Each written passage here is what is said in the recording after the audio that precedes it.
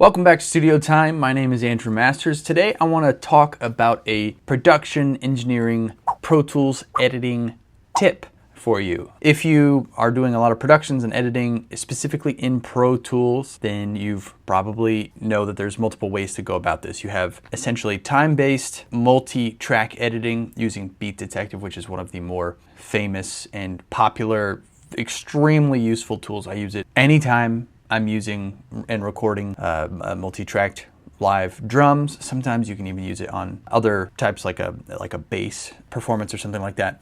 But there's another way to edit in Pro Tools, which is a time stretching version of editing in Pro Tools that's called elastic audio. If you use other DAWs, sometimes they call it like flex time or something similar to that terminology. But it's basically time stretching the audio to the edit that you're trying to do. Now in Pro Tools, you have sort of traditional ways of doing time stretched, tempo changing based editing using elastic audio, essentially where you would take your track and you would put it into an elastic audio mode, and this is the menu to do that, and you have these various different algorithms that you can use to put it on depending on what the track is, what the source audio is. Actually, let me explain why you would do this. Let's say you have a recording, some of it is audio based, some of it is perhaps MIDI based. You have a variety of different instruments and you want to change the tempo. Let's say that you want the chorus to speed up or slow down. You're going to take, assuming your audio is already edited to the grid in time how you want it, you can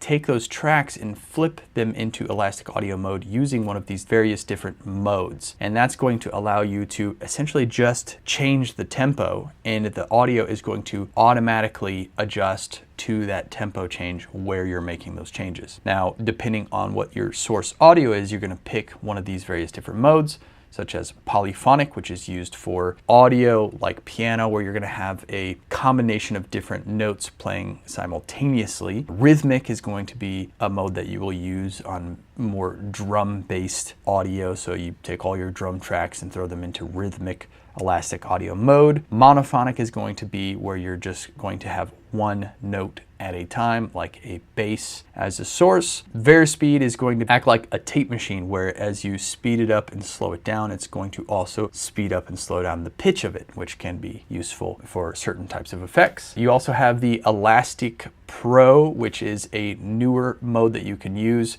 You can actually put it on like a stereo audio track, and you're going to have phase coherence with the time stretching, which is really valuable. You can also keep it so that it locks the format and doesn't change that when you're time stretching. But what I want to focus on today is a specific mode called X-Form. X-Form is apparently their highest quality algorithm for time stretch editing in Pro Tools. Now, it's what's called rendered only, which means it's not going to make those changes in real time. It has to re-render the audio every time you make a change. So it's going to take a little bit longer than those other algorithms, but it is the higher quality option. Now, X-Form specifically can be used in a different way that I want to show you today. Those other modes are great for when you just have your tracks exactly how you want at the tempo you want, and then you want to adjust all of them in bulk with tempo changes in your session. What I want to show you is how I use it to actually edit audio in a production. So right here, for example, I have some acoustic guitar tracks, and I have used X-Form as the editing tool to make sure that these acoustic tracks are perfectly in time with the tempo of the song. This is obviously a human playing the acoustic guitar, so it is naturally imperfect at times, and that's when X-Form as an editing tool comes in handy big time. What I would do when I get an acoustic track like this and I want to lock it to the grid is you're going to first put the track into X-Form mode right here. So we're going to click this little thing, this one right here, and then you're going to select X-Form, which will put it in that elastic audio mode. Next, what you're going to do is you want to obviously make sure that you are in grid mode, because you're going to be editing the performance to the grid in Pro Tools here. What I'm going to do, this is just basically a chorus and a post-chorus tag. So I'm actually going to take, it has a little crossfade at the end. I'm going to remove any fades that are on here, and just so I have my clip kind of even to the grid on this section. We can listen to it as is. This is what it sounds like. I'm going to turn this high pass filter off so we can kind of hear it a little more full.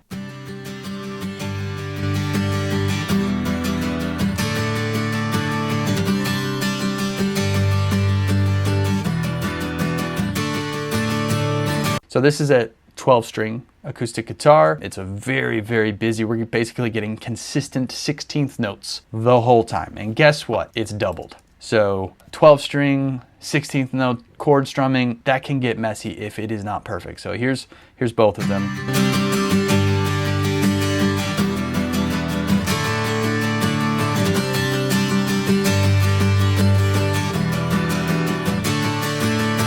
Sounds pretty good, but it isn't perfect. And this is not a video on should you or shouldn't you, but if you are going to do this, I want you to know how to do this. Okay, so first, we're going to take our track. After we put it in X-form mode, we're going to switch the view from waveform view to warp view. What this is going to do is it's going to show us all of the transient edit points that it's detecting in the track. So all these little blue lines are essentially the transients it's detecting as the edit markers. Now that we see all of our detection points here, what we're going to do is we're going to use our grabber tool, F8, on the function keys, and we're going to double click on the first transient. Okay, this is going to add a warp editing actual marker, if you will. Okay, and then you're going to go to the very end of the clip. And I like doing this in sections because when it re-renders, it has to re-render the whole clip. So if you're doing an entire song, it's going to take way longer to re-render the duration of the entire song. So I would actually intentionally split the clips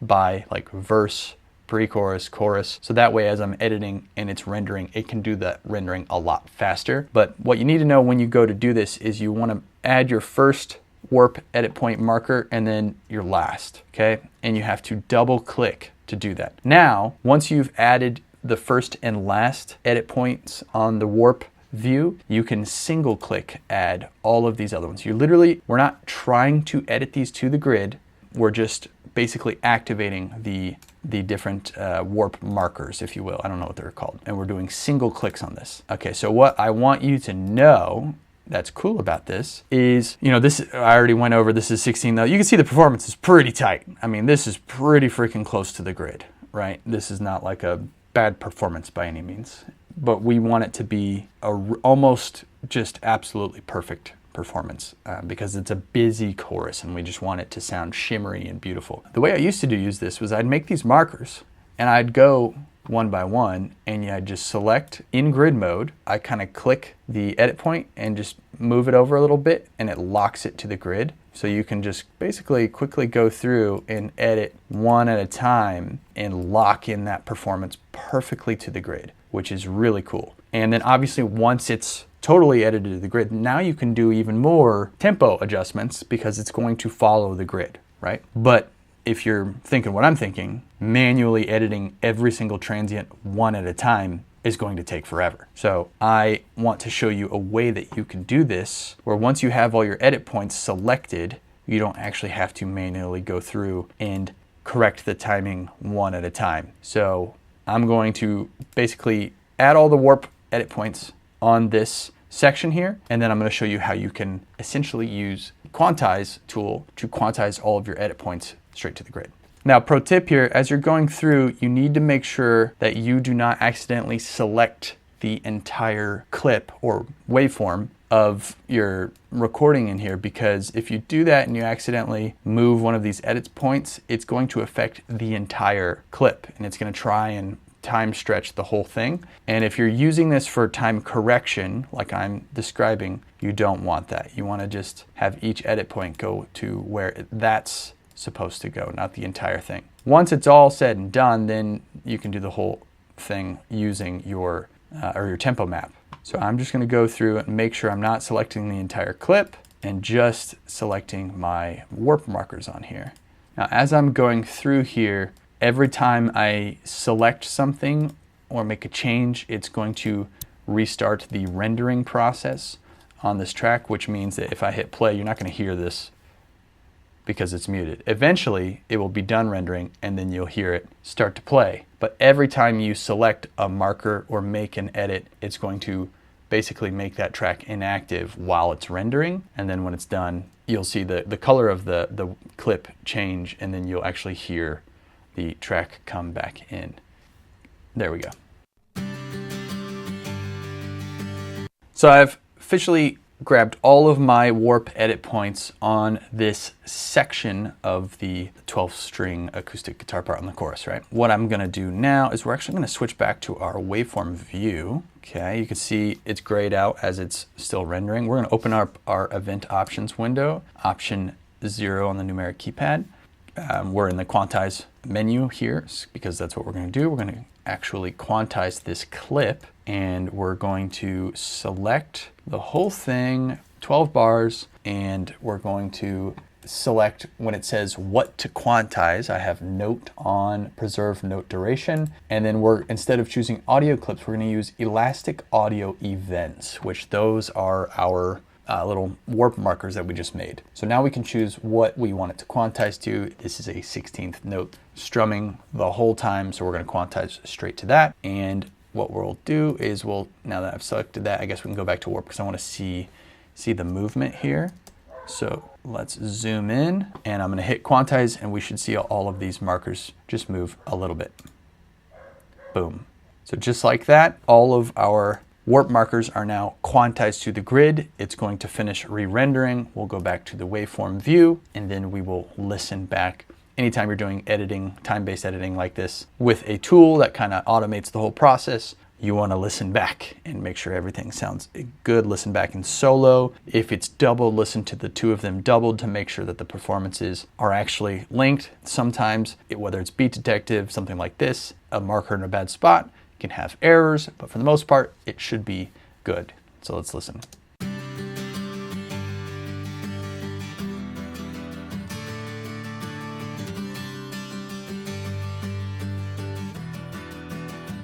All right, now let's listen with the double.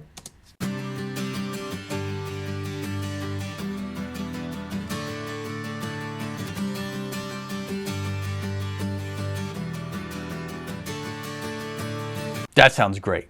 We were starting with a good recording, a pretty good performance. I want to pat myself on the back there for doing an okay job on the original performance, but now it's literally perfect. So we can add this in with the rest of the tracks in here, and it's going to be perfectly edited and quantized together. You can copy this, fly it to the other sections that you're going to use it. You can go through now, and since it's quantized to the grid, you can actually do tempo changes in the map, and this will follow those tempo changes. So this is an extremely useful elastic audio tool. And then pairing the tool with your MIDI operations, Quantize tool in Pro Tools just allows you to get everything very flexible, much faster than doing it individually, which is something I used to do until I discovered that you could use the event operations window, quantize, based on the elastic audio events. So yeah, give that a try. Hopefully it'll make your edit time go a bit faster, open up some new edit doors for you in Pro Tools. If you want, check the link. There's going to be some sweet sales at Sweetwater for the holidays.